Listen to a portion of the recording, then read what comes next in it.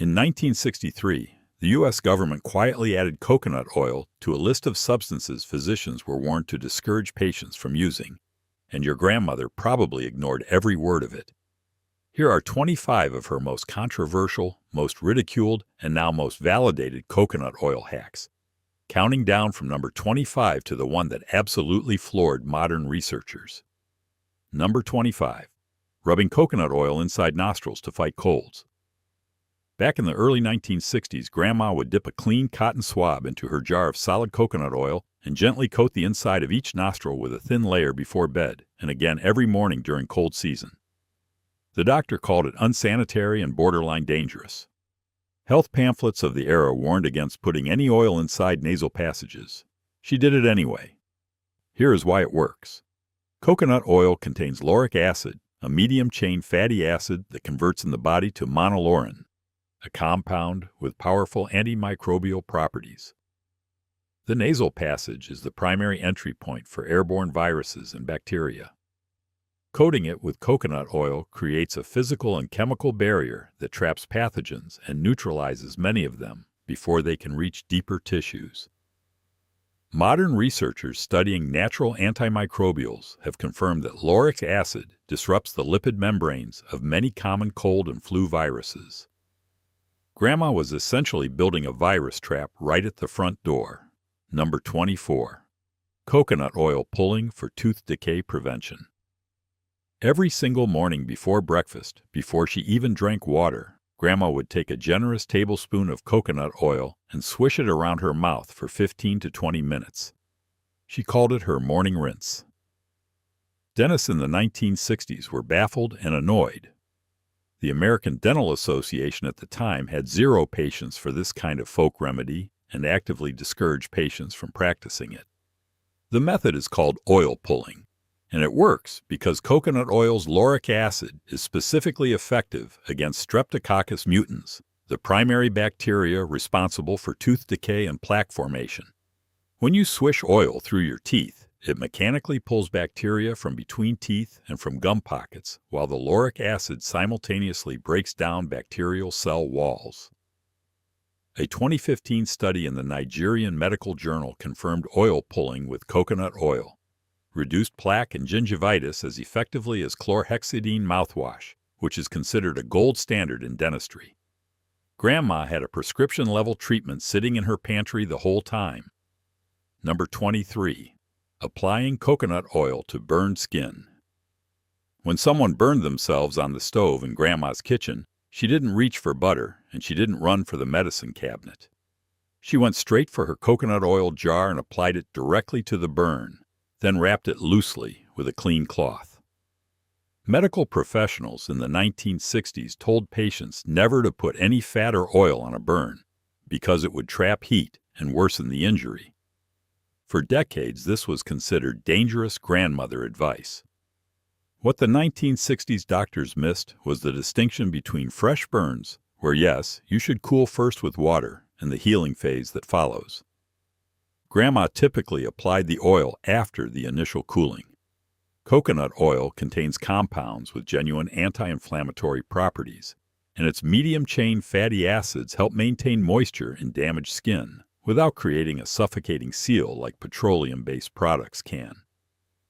Modern wound care research has revisited coconut oil as a legitimate aid for the healing phase of minor burns, noting its antimicrobial action prevents secondary infection, which is actually the biggest danger in minor burn recovery. Number 22. Coconut oil on the scalp to stop dandruff. Saturday nights in Grandma's house meant a scalp massage with warm coconut oil. She'd heat a small bowl of it until it was just liquid, apply it section by section with her fingertips, and leave it on overnight wrapped in an old cotton scarf. Dermatologists of the 1960s had just introduced new medicated dandruff shampoos loaded with coal tar and selenium sulfide, and they pushed those products hard. Using kitchen oil on your scalp was considered primitive and potentially pore clogging. Dandruff is primarily caused by a yeast-like fungus called Malassezia, and coconut oil's caprylic acid, another medium-chain fatty acid it contains, is a documented antifungal agent. Studies have confirmed it directly inhibits malassezia growth. Meanwhile, the moisturizing properties of coconut oil address the dry skin component of dandruff simultaneously. Grandma was treating both causes at once, while the medicated shampoos were often only addressing one, and doing it with harsh chemicals that sometimes worsen scalp irritation over time. Number 21. Mixing coconut oil with baking soda as deodorant. Grandma mixed coconut oil with a small spoonful of baking soda and a few drops of lavender water she made herself, pressed it into a small tin, and used it every morning. Pharmacists and physicians of the 1960s told anyone who'd listen that only proper antiperspirants with aluminum compounds could control body odor. Using kitchen ingredients under your arms was considered unhygienic and socially irresponsible. Here's the science. Body odor doesn't come from sweat itself. It comes from bacteria on the skin, breaking down sweat compounds. Coconut oil's antimicrobial properties attack those odor-causing bacteria directly. Baking soda neutralizes the acidic byproducts of bacterial breakdown that create the smell. The combination doesn't block sweating, which is actually a natural and healthy body process, but it controls odor at its bacterial source. With modern concerns mounting around aluminum-based antiperspirants and their potential links to various health issues, Grandma's tin of coconut oil and baking soda is looking more sensible every year. Number 20. Using coconut oil as furniture polish. This one wasn't a health hack, but it was absolutely forbidden by housekeeping experts of the era. In the early 1960s, a wave of synthetic furniture polishes hit the market, all with proprietary chemical formulas and convincing advertising. Home economics teachers told women these products were scientifically superior and that natural oils could go rancid and ruin wood. Grandma rubbed her dining room table with coconut oil and a soft cloth every month. The oil penetrated the wood grain rather than sitting on top like synthetic polishes, conditioning the wood from within and naturally repelling moisture that causes warping. Coconut oil's high saturated fat content means it is significantly more stable than many other natural oils and far less likely to go rancid when stored and used properly. Modern woodworking experts now recommend coconut oil as one of the better natural wood conditioners available, noting it outperforms many synthetic products in long-term wood preservation. Number 19. Giving children a spoonful of coconut oil during illness. When kids got sick in Grandma's house, they got a teaspoon of coconut oil. Just straight, right off the spoon. Pediatricians of the 1960s, pushing newly available antibiotics and synthetic vitamins, considered this folk medicine at best and dangerous delay of proper treatment at worst. The antimicrobial properties of coconut oil's medium-chain fatty acids, particularly lauric acid and capric acid, have since been studied extensively. These compounds are effective against a range of bacteria, viruses, and fungi. They work by disrupting the outer membranes of pathogens, essentially dissolving them. Research published in peer-reviewed journals has confirmed that monolaurin derived from lauric acid shows significant activity against common childhood pathogens, including certain strains of influenza and respiratory viruses. Grandma wasn't replacing medical care. She was providing genuine immune support from her pantry. Number 18. Applying coconut oil to stretch marks during pregnancy. Grandma advised every pregnant woman in the family to rub coconut oil on their belly, hips, and thighs. Starting in the first trimester and continuing through to delivery, obstetricians in the 1960s offered nothing for stretch mark prevention and sometimes specifically told women not to apply oils. Stretch marks occur when skin is stretched faster than its collagen and elastin fibers can accommodate. Coconut oil's deep penetration into skin layers helps maintain elasticity by keeping underlying skin tissue supple and well hydrated. It also promotes the synthesis of collagen through its medium-chain fatty acids, which support skin cell regeneration. Multiple modern studies on topical oil application during pregnancy show coconut oil significantly reduces the severity and number of stretch marks when applied consistently throughout pregnancy. Grandma's advice, passed down through generations of women in the family, was clinically sound. Number 17. Using coconut oil to treat athlete's foot. If anyone in the family came home with itchy, peeling skin between their toes, Grandma was washing their feet, drying them thoroughly, and applying coconut oil between each toe before they could even sit down to complain. Athlete's foot was increasingly treated in the 1960s with newly formulated antifungal creams, and using natural remedies was dismissed as ineffective at best. Athlete's foot is caused by the fungus trichophyton, and coconut oil contains documented antifungal compounds. Research has specifically tested coconut oil against common dermatophyte fungi and found it inhibits their growth effectively.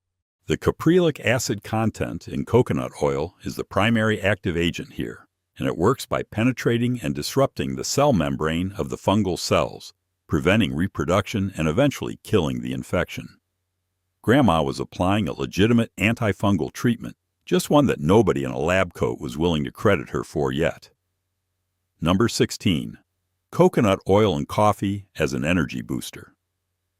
Long before anyone invented the term bulletproof coffee, Grandma was stirring a spoonful of coconut oil into her morning coffee every single day. Nutrition experts and cardiologists of the 1960s would have had a collective fit if they'd known, given the era's absolute war on dietary fats of any kind. All fat was bad. All fat was the enemy of the heart. The medium-chain triglycerides in coconut oil are metabolized completely differently from long-chain fatty acids found in most other oils. They are absorbed directly into the liver and converted rapidly into ketone bodies, providing immediate and sustained energy rather than being stored as body fat. Modern sports science has embraced MCT oil, which is derived directly from coconut oil, as a legitimate performance and cognitive enhancer. What Grandma put in her coffee mug every morning in 1964 is now sold for premium prices in supplement stores worldwide. Number 15. Applying coconut oil inside the ears for wax buildup. Grandma would warm a few drops of coconut oil and drip them gently into the ear canal to soften stubborn earwax, letting them sit for a few minutes before tilting the head to drain. ENT physicians of the 1960s generally told patients to use proprietary ear drops and warned against putting cooking oils in the ear. The antimicrobial properties of coconut oil mean it doesn't introduce infection risk the way unsterile water sometimes can. Its viscosity and lipid composition make it highly effective at softening the lipid-rich matrix of earwax, allowing it to drain naturally without the need for irrigation or harsh chemical eardrops. Audiologists today acknowledge that warm oil is among the gentlest and most effective methods for earwax softening, and coconut oil specifically is recommended by many natural health practitioners for its additional antimicrobial protection that keeps the ear canal healthy during the process. Number 14. Coconut oil is a natural baby rash remedy.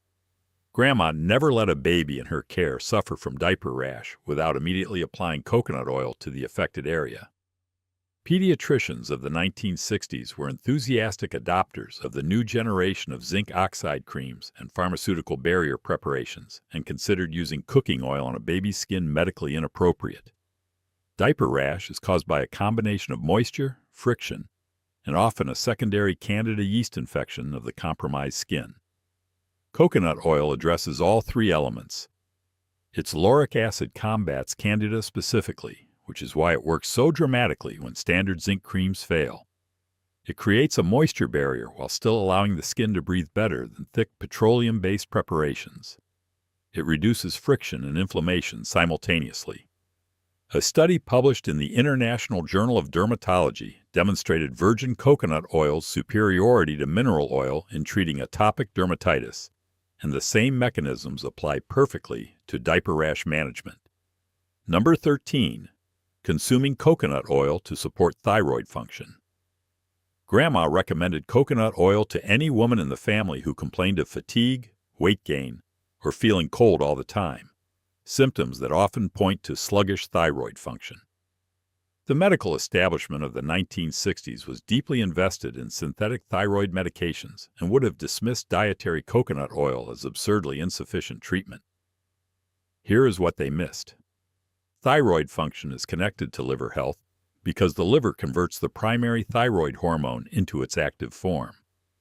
The medium-chain fatty acids in coconut oil support liver health and reduce the inflammatory burden on this conversion process. Additionally, coconut oil supports cellular energy production through the mitochondria, which thyroid hormones regulate, meaning it works synergistically with thyroid function at a cellular level. Modern integrative medicine practitioners now frequently recommend coconut oil as a supportive element in thyroid health protocols, not as a replacement for medical treatment, but as a meaningful complement. Number 12. Applying coconut oil to cracked heels. At night before bed, Grandma would slather coconut oil generously on her feet, especially the heels, put on a pair of thick cotton socks, and wake up with feet softer than they'd been all week. Podiatrists and pharmacists of the 1960s pushed thick synthetic foot creams with urea and mineral oil. Home remedies involving cooking oils on feet were discouraged as ineffective and potentially slippery and hazardous.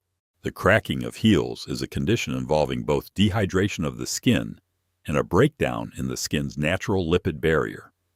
Coconut oil's unique fatty acid profile, particularly its smaller molecular structure compared to many commercial moisturizers, allows it to penetrate the stratum corneum more effectively than surface-sitting creams.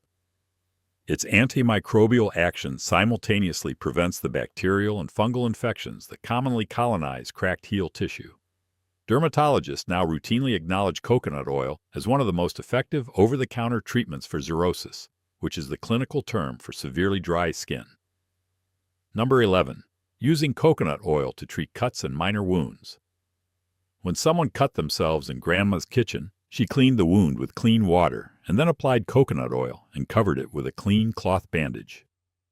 Medical professionals of the 1960s were pushing newly commercialized antibiotic ointments like Neosporin and considered using oil on wounds a backward, unsanitary practice that invited infection rather than preventing it. Virgin coconut oil has since been studied as a wound-healing agent in multiple clinical settings. Research has shown it accelerates wound closure, reduces inflammation, improves collagen synthesis at the wound site, and provides broad antimicrobial protection against common wound pathogens. A particularly notable study demonstrated faster healing times in coconut oil-treated wounds compared to antiseptic solutions alone. The oil creates a moist healing environment now recognized as optimal for wound recovery, while the lauric acid continuously kills bacteria attempting to colonize the wound. Number 10. Coconut oil as a natural lip balm. Grandma kept a small pot of coconut oil on her dressing table and dabbed it on her lips morning and night, every single day of her adult life.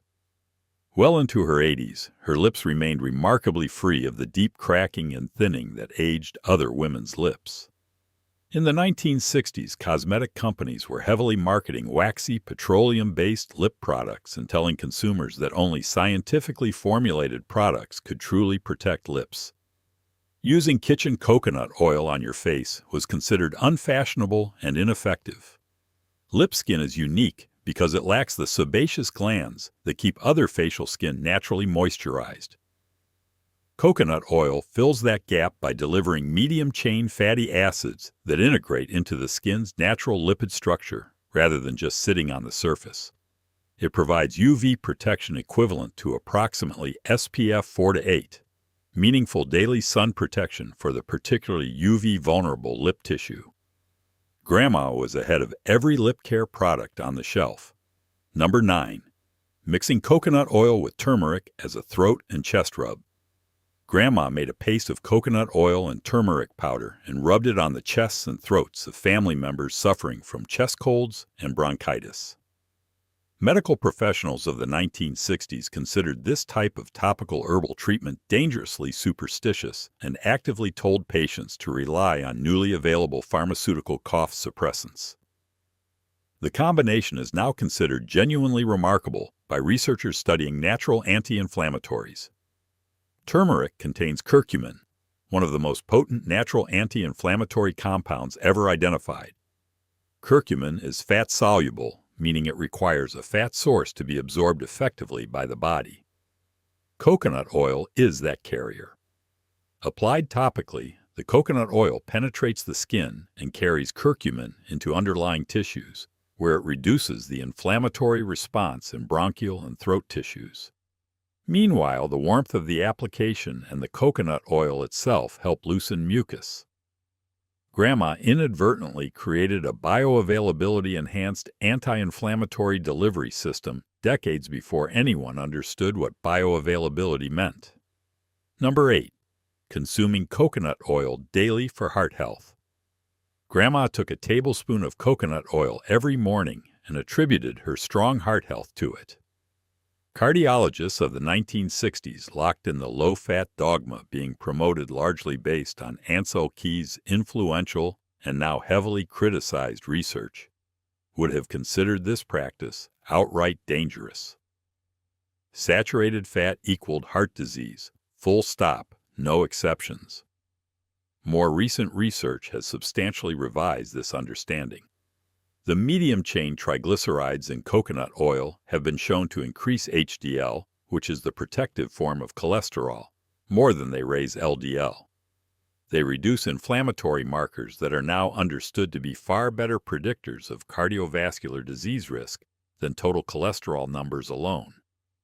A 2020 meta-analysis found that coconut oil consumption was associated with higher HDL cholesterol compared to other oils, and that this effect was likely cardioprotective.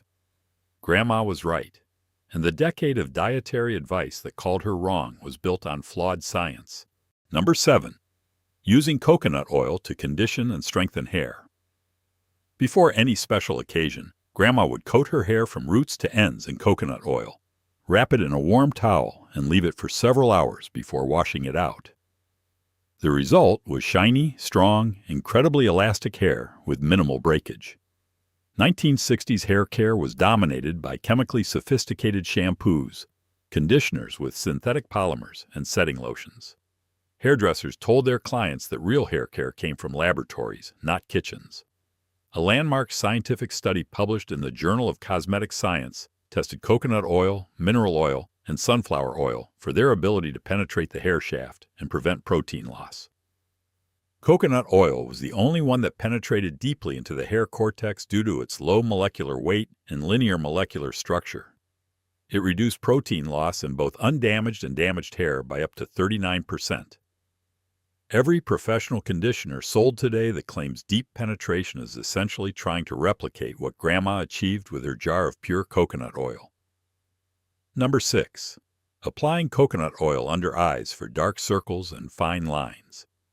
Every night without fail, Grandma used her ring finger to gently pat a tiny amount of coconut oil under each eye before sleep. She told her daughters and granddaughters that the skin under the eyes was the thinnest skin on the body and needed the most help. Cosmetic dermatologists of the 1960s pushed medicated creams and dismissed plant-based oils under the eyes as capable of causing melia, those tiny cysts from pore blockage. The skin under the eye is indeed the thinnest on the body, which is exactly why it responds so well to coconut oil's small molecular structure. The oil penetrates effectively and delivers vitamin E directly to this delicate tissue. Vitamin E is a documented antioxidant that neutralizes the free radical damage responsible for the breakdown of collagen and elastin that creates fine lines. The anti-inflammatory properties of coconut oil also help reduce the blood vessel dilation and fluid pooling that causes dark circles. Modern cosmetic science uses the same mechanisms in its most expensive eye creams, charging vastly more for the same basic biological effects. Number 5. Using coconut oil to fight gum disease. Beyond oil pulling, Grandma would sometimes rub coconut oil directly on her gums and leave it for several minutes, a targeted treatment for any area where gums felt tender or inflamed. Periodontists of the 1960s were prescribing harsh antiseptic rinses and performing invasive gum surgeries as the gold standard. Applying coconut oil directly to gum tissue was unheard of and would have been dismissed as useless folk medicine. Gum disease is a chronic bacterial infection. The primary pathogens responsible for periodontitis, including Porphyromonas gingivalis, are gram-negative bacteria with lipid-based cell membranes. Lauric acid in coconut oil is specifically lethal to these bacteria by dissolving their cell walls. Direct application to inflamed gum tissue delivers the antimicrobial compounds exactly where the bacterial colonies are concentrated. Periodontal researchers have since identified coconut oil as having clinically significant activity against the specific bacteria that drive gum disease, and its anti-inflammatory properties reduce the gum tissue response that causes the bleeding and recession associated with periodontitis. Number 4. Eating coconut oil to improve brain function and memory. When older relatives began showing signs of mental slowness or memory difficulties, Grandma incorporated extra coconut oil into their food, sometimes baking with it, sometimes stirring it into soups. She said it fed the brain. Neurologists of the 1960s would have been appalled at this idea and would have chalked it up to superstition. The most extraordinary emerging research about coconut oil involves exactly this use. The brain's primary fuel is glucose, but in Alzheimer's disease and related conditions, specific brain regions lose the ability to use glucose effectively. The neurons are starving. Ketones produced from medium-chain triglycerides provide an alternative fuel source that bypasses this impaired glucose metabolism. Dr. Mary Newport's now famous 2008 case study documented measurable cognitive improvement in her husband's Alzheimer's symptoms following coconut oil consumption, triggering a wave of legitimate research into MCT oil and brain health that continues today. Grandma understood something about feeding a struggling brain that neuroscience is only now beginning to fully appreciate. Number 3. Using coconut oil to manage blood sugar spikes. Grandma consumed coconut oil with every meal and encouraged family members with sugar sensitivity to do the same. In the 1960s, diabetes management was entirely focused on pharmaceutical insulin management and strict dietary carbohydrate restriction. The idea that a fat could help regulate blood sugar was treated as nonsense, bordering on dangerous misinformation. The medium-chain fatty acids in coconut oil are absorbed and metabolized so rapidly that they reduce the overall metabolic load of a meal on the pancreas. Additionally, animal and early human studies have found that certain compounds in coconut oil improve insulin sensitivity at the cellular level. Research also indicates that coconut oil reduces the glycemic impact of carbohydrate-heavy meals when consumed alongside them, essentially blunting blood sugar spikes. The mechanisms involve both the ketone production pathway and direct insulin sensitization effects that modern metabolic researchers are actively mapping. Grandma's mealtime coconut oil habit was metabolically sophisticated. Number 2. Applying coconut oil to skin to prevent and reduce eczema. Grandma treated every case of eczema in the family with daily application of virgin coconut oil to the affected skin, often twice a day. Dermatologists in the 1960s had just developed cortisone creams and were promoting them heavily as the only real answer to inflammatory skin conditions. Suggesting that a person smear coconut oil on their eczema would have been met with eye-rolling and possibly genuine anger from any dermatologist of the era. Eczema is characterized by a compromised skin barrier that allows irritants to penetrate and triggers an inflammatory immune response. Coconut oil repairs this barrier through 2 distinct mechanisms. First, its lipid composition closely mirrors the natural lipids of the skin barrier, allowing it to integrate and literally patch the compromised barrier. Second, its lauric acid reduces the Staphylococcus aureus bacterial colonization on eczema skin, which is a major driver of eczema flare severity and frequency.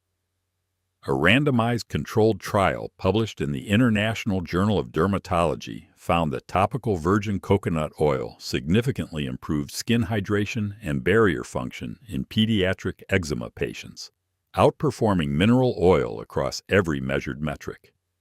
And finally, the number 1 hack that scientists now openly call visionary. Number 1. Using coconut oil as a total body immunity protocol. Grandma did not use coconut oil for single symptoms. She used it as a complete, daily, whole-body system. A spoonful in the morning, oil pulling before breakfast, applied to any skin concern she noticed, cooked into the family's food throughout the day, rubbed on feet and hands before bed. She called it keeping the body's guard up. In the 1960s, the entire concept of a daily natural antimicrobial immune maintenance protocol would have been incomprehensible to mainstream medicine. Drugs treated disease. You waited to be sick, and then you treated the sickness. Prevention through daily nutrition was considered a fringe idea at best. What scientists now understand is that the daily sustained presence of lauric acid, capric acid, caprylic acid, and the medium-chain triglycerides from coconut oil in the body creates a continuous low-level antimicrobial environment throughout every system the oil reaches. The immune-modulating properties of coconut oil's components are documented across antiviral, antibacterial, and antifungal research. The anti-inflammatory effects reduce chronic baseline inflammation, which modern medicine now recognizes as the root driver of most major chronic diseases from heart disease to Alzheimer's to metabolic syndrome. MCT metabolism supports stable energy, brain function, and cellular health simultaneously. Grandma wasn't doing 25 separate hacks. She was running one elegant, integrated daily health protocol based on a single remarkable ingredient. She just didn't have a research grant to prove it. 60 years later, the science caught up to her kitchen. Every single one of these practices she was ridiculed for, warned against, and in some cases formally told to stop, has now been vindicated by peer-reviewed research, clinical studies, or both. The neighbor women don't whisper anymore, and the family doctor was wrong about every last one.